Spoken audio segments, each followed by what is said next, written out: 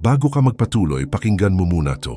Kung napindot mo ang video na to dahil may isang tao kang iniisip ngayon, kung may tanong sa ulo mo, kung bakit ikaw ang nag-e-effort pero sila ang lumalayo, o kung tahimik mong tinatanong ang sarili mo, kung kulang ka ba, hindi aksidente na nandito ka. Ang video na to ay hindi para sa lahat. Hindi ito para sa naghahanap ng mabilis na pick-up lines o manipulasyon. Ito ay para sa mga taong pagod ng humabol, pero hindi pa rin alam kung paano titigil nang hindi nawawala ang sarili. Kaya bago tayo mag-umpisa, kung handa kang marinig ang mga katotohanang hindi sinasabi sa iyo ng karamihan, ay like mo ang video, mag-subscribe ka sa channel at manatili hanggang dulo dahil may isang ideya sa huli na maaaring magbago kung paano ka magmahal at kung paano ka tinitingnan ng mundo. Kaya ngayon umpisahan na natin. Number 1, ang tanong na ayaw mong sagutin. Tigil ka muna. Bago ka pindutin ang skip, bago mo isipin na alam ko na to, pakinggan mo muna ang tanong na ito. Kailan ka huling huminto para tanungin ang sarili mo kung bakit mo gustong mahalin ka ng iba? Hindi kung sino ang gusto mong mahalin ka, hindi kung paano mo sila mapapafall, kundi bakit mo kailangan ang pagmamahal nila para maramdaman mong may halaga ka. Maraming tao ang hindi nakakaalam na sila ay nahuhulog hindi sa tao mismo, kundi sa ideya ng validation. Nakakabit sa sarili nila ang bawat like, bawat mensahe, bawat pagtingin. Parang bawat maliit na senyas mula sa ibang tao ay isang piraso ng kanilang sarili, na kung wala iyon, pakiramdam nila ay nawawala sila. Kung masakit pakinggan, good. Ibig sabihin, tinamaan ka. Ibig sabihin, may bahagi sa iyo na nagsabi, siguro hindi ako sapat kung wala siya. Ngunit narito ang unang uncomfortable truth. Ang mundo ay hindi nag-aantay sa paghahanap mo ng pahintulot na mahalin ang sarili mo. At bawat oras na ibinibigay mo ang iyong kapangyarihan sa iba, nawawala ang kontrol mo sa pinaka-importanting bagay, ang sarili mong dignidad. Tanungin mo ang sarili mo ngayon, kung wala silang lahat bukas, ano ang mananatili sa iyo? Ang sagot dito, kahit gaano ka man takot, ay susi sa pagbabago ng takbo ng iyong buhay. Number 2, ang lihim na ginagawa ng karamihan na hindi nila alam. Marami sa atin ang hindi talaga naghahanap ng pag-ibig. Ang totoo, naghahanap tayo ng pahintulot na maging sapat. Hindi mo naririnig ito sa mga tips sa social media. Hindi mo ito naririnig sa mga dating advice. Pero ito ang lihim na nagtutulak sa atin na magpakabait, mag-overthink at magpanggap. Kaya ka nag-overthink sa bawat reply. Kaya ka napapagod magpakabait kahit hindi na nirerespeto. Kaya ka nahuhulog sa ideya ng isang tao sa kung paano mo gusto silang makita. Hindi sa mismong tao, parang tinitingnan mo sila sa pamamagitan ng salamin, ng sariling insecurities mo. Isipin mo ang eksena. Nagbibigay ka ng lahat ng oras mo, ng lahat ng effort mo, ng lahat ng pag-aalala mo. At sa bawat sandali, may isang bahagi ng sarili mo ang naiiwan sa kanila. Ngunit hindi mo namamalayan. At dito nagsisimula ang tahimik na trahedya ng modernong lalaki. Hindi sa kakulangan ng tapang, hindi sa kakulangan ng pagmamahal, kundi sa kawalang alam na kung paano maging buo bago humingi ng pagmamahal mula sa iba. Dito nagsisimula ang unang hakbang, ang pag-unawa na hindi mo kailangan ng kanilang approval para maging kumpleto. Hindi ito madaling tanggapin, hindi ito magaan. Ngunit sa unang pagkakataon na maramdaman mo ito, unti-unti mong makikita, lahat ng paghihirap mo sa pakikipagrelasyon ay nagsisimula sa kawalang ganitong clarity. Number 3, ang babala ni Bonhoeffer. May sinabi si Dietrich Bonhoeffer, isang pilosopo at teologo na namatay sa kulungan ng Nazi, na bihira nating pag-usapan. Ang pinakamapanganib na anyo ng kahinaan ay ang kawalan ng kakayahang mag-isa. Isipin mo yan. Hindi raw kahinaan ang masaktan. Hindi raw kahinaan ang magmahal. Ang tunay na kahinaan, sabi niya, ay ang hindi kayang manatili sa sarili mong katahimikan. Ibig sabihin, kapag takot ka sa katahimikan, kapag hindi mo kayang makasabay sa sarili mo, maakit ka sa validation ng iba. At doon nagsisimula ang problema. Isipin mo ang eksena. Nasa isang cafe ka, tahimik ang paligid, wala kang kausap. Ang utak mo ay nag-iikot sa isip ng isang tao. Nagustuhan kaya niya ang sinabi ko? Pinapansin ba niya ako? Kapag ganito ang nangyayari, wala ka sa kontrol. Hindi mo kontrolado ang damdamin ng iba, pero kontrolado nito ang nararamdaman mo. At doon, nawawala ang kalayaan mo. Bonhoeffer ay pinilit manatili sa kulungan. sa ilalim ng pang-aalipusta at banta ng kamatayan. At sa gitna ng kadiliman, natutunan niya na ang pinakamalakas na depensa laban sa kahinaan ay ang pagkakaroon ng sarili mong katahimikan. Hindi ka dapat umaasa sa iba para patunayan ang sarili mo. Tanungin mo ang sarili mo ngayon, kapag wala silang lahat bukas, kaya mo bang manahimik sa sarili mo at maramdaman pa rin ang halaga mo? O kikilos ka lang kapag may nagbigay ng pahintulot? Number 4. Stoic rule na hindi sinasabi sa attraction videos. Sa Stoicism, malinaw ang aral ni Marcus Aurelius at Epictetus. Ang anumang wala kang kontrol, huwag mong gawing sentro ng buhay mo. Hindi kontrolado ang damdamin ng ibang tao. Hindi mo kontrolado kung magugustuhan ka nila, kung aani ka nila ng atensyon, o kung pipiliin ka nila sa gitna ng iba. Kapag doon mo inilagay ang halaga mo, kung sa kanila mo ibinabase ang self-worth mo, parang ibinibigay mo ang kapangyarihan ng mundo mo sa kanila. At karamihan sa tao, hindi marunong humawak ng ganoong kapangyarihan. Ngunit kapag pinili mo na ang sarili mo ang sentro, nang walang drama, nang may dignidad, nang tahimik at matatag, bigla nagbabago ang dynamics. Nagiging kaakit-akit ka. Hindi dahil sinasabi mo, kundi dahil hindi ka nangangailangan ng approval nila para maramdaman ang kabuuan mo. Parang ilaw sa madilim na silid. Hindi mo kailangan ipilit na makita ka. Basta nandyan ka, natural na nakikita ka. At sa misteryosong paraan, iyon ang pinakamalakas na paraan para maipakita ang tunay na halaga. Hindi sa mga salita, kundi sa presensya. Tanungin mo ang sarili mo sa buong buhay mo.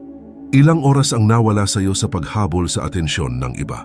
At kung doon mo ilalagay ang lakas mo sa halip sa pagbuo ng sarili mo, gaano kayang lumaki ang mundo mo? Number 5. Ang katotohanang ayaw marinig ng karamihan. Pakinggan mo to at subukan mong huwag kumibot sa katotohanan. Hindi ka nagiging kaakit-akit kapag hinahabol mo ang pagmamahal. Nagiging kaakit-akit ka kapag hindi mo ito kailangan para mabuo ang sarili mo. Maraming tao ang nag-iisip na ang paghabol sa tao ay paraan para mapansin ka, para mahalin ka. Ngunit ang kabaliktaran ang nangyayari. Parang lumulutang sa dagat ka. Kapag desperado kang humahabol sa alon, nahuhulog ka. Ngunit kapag matatag kang nakatayo, kahit bahagya lang na lumalapit ang alon sa'yo, ramdam ng dagat ang iyong presensya. Hindi ito pagiging cold, hindi rin ito manipulation. Hindi mo ito ginagawa para patunayan na mas magaling ka kaysa sa kanila. Ito ay self-completeness, ang pagiging buo kahit walang palakpak. Parang isang puno na matatag, kahit walang hangin na humahaplos sa dahon niya.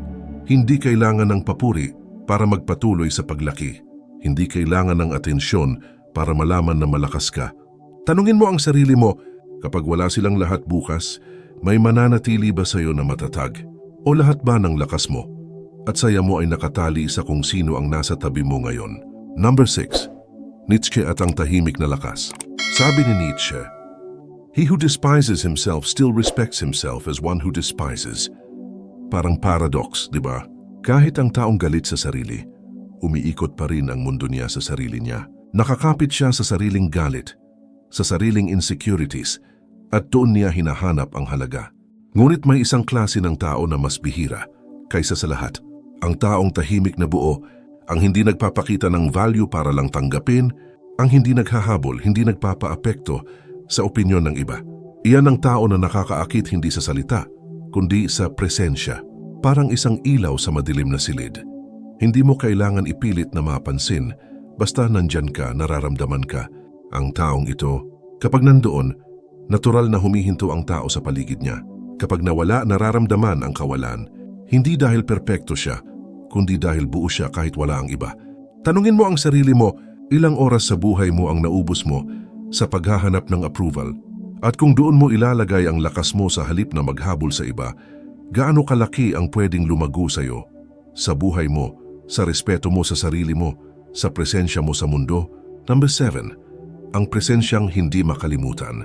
Isipin mo ang isang tao na tahimik lang, pero ramdam mo ang presensya niya sa bawat silid na pinapasok niya. Hindi sila needy. Hindi nila kailangan ng validation sa bawat pagtingin mo. Hindi rin sila nagpapaliwanag ng sarili nila palagi. Parang isang libro na unti-unti mong binubuklat at sa bawat pahina, gusto mong matuklasan ang susunod na kabanata. Kapag umalis sila, may bigat na naiwan.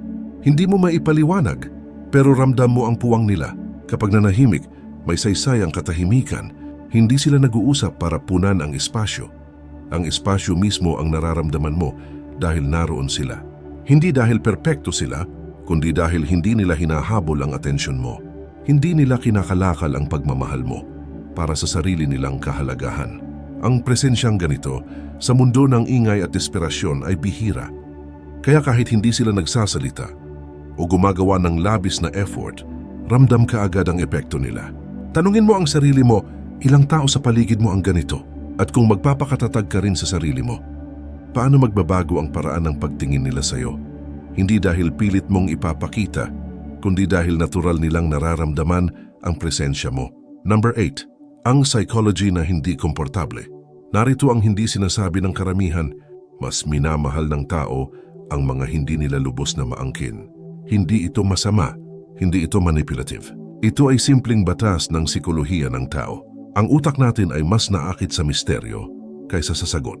Mas gusto nating habulin ang hindi natin kayang hawakan kaysa sa bagay na laging nandyan. Isipin mo ito sa isang halimbawa. Kung laging available ang isang bagay, isang tao, isang oportunidad o kahit isang ideya, nagiging background noise ito. Parang ang puti sa kwarto, nandyan lang pero hindi ka nagbabantay sa bawat detalye. Ngunit kapag marunong itong umatras, nagiging tanong, nagiging palaisipan, nagiging puzzle na gusto mong buuin. Ang parehong prinsipyong ito ay nangyayari sa relasyon kapag hindi mo hinahabol ang atensyon nila. Kapag tahimik at buo ka sa sarili mo, bigla nagiging interesado sila sa kung sino ka, hindi sa kung anong maibibigay mo sa kanila. Tanungin mo ang sarili mo, ilang relasyon sa buhay mo ang nabigo dahil nagpakasubra ka sa pagpupursige. At kung natutunan mo ang sining ng pagtigil, ng pag-ikot sa sarili mo at pagkakaroon ng sariling dignidad, paano magbabago ang dynamics ng paghanga at pagmamahal sa iyo nang hindi mo kinakailangang pilitin ito? Number 9. Plato at ang problema ng sobrang pagkakulang.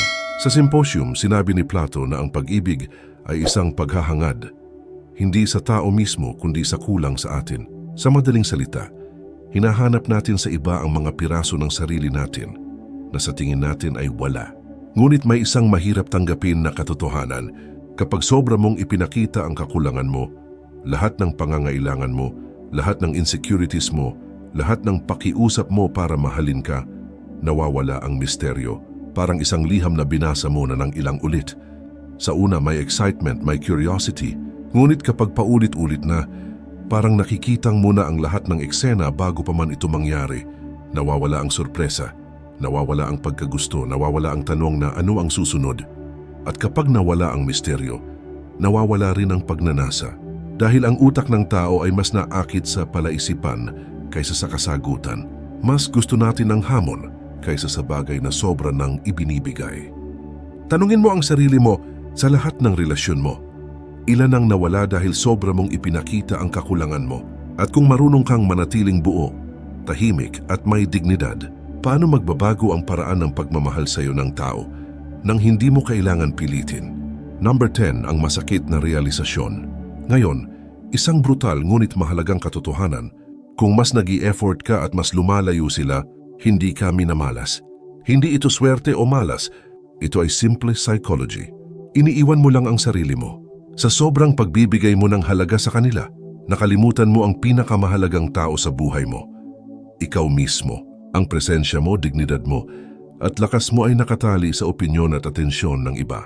Kapag nangyari ito, walang attraction na mananatili, walang respeto na nabuo, at walang mas nakakapatay ng attraction kaysa sa taong handang isuko ang dignidad niya para lang mahalin.